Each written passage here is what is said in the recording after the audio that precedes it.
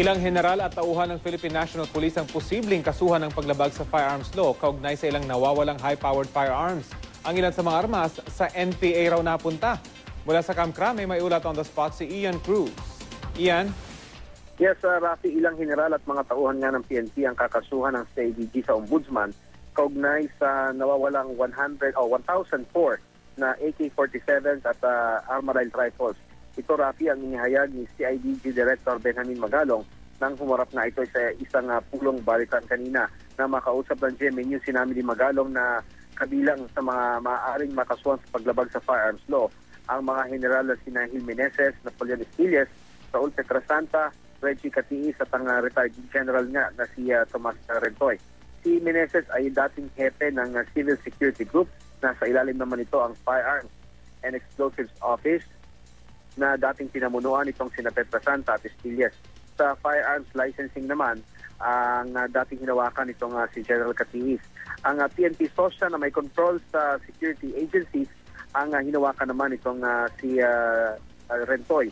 May mahigit 10 pa raw ng mga pulis ang maaaring makasuhan kaugnay ng nawawalang high-powered firearms na pinalisensyahan ng isang Isidro Lozada. Ibebenta raw sa mga juridical entities kagaya na lamang ng mga mining security agencies, ito, Rafi, ng mga mining firms. Pero napag-alaman ang CIDG na sa NPA pala napunta ang nasabing mga baril. Parunay daw dito na sa 44 na AK-47 rifles na ipinasuri ng Philippine Army, kamakailan ay 5 sa mga ito ang na-trace na mula umano sa mga pinalisensyahan nga nitong si Lozada. Sa Caraga Region sa Mindanao nakuha ang nasabing mga baril. Ang iba raw, hindi na makuha ang mga serial number, pero kamukha rin ng mga baril na positibong mula sa pinalisensyahan nga nitong si Lozada. Ayon kay Magalong, hindi nag-exercise ng tinatawag na due diligence ang mga opisyal, kaya nawala at napunta sa NPA ang nasabing mga baril.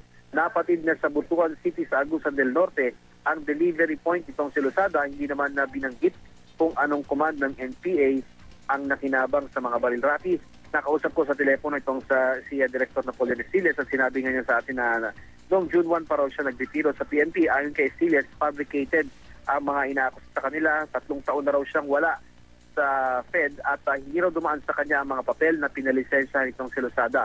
Samantala, Rafi, si General Petrasanta naman ay nasa isang meeting ngayon sa Camp Oliva sa Pampanga kung saan nga siyang namumuno ngayon ng PNP sa Central Luzon.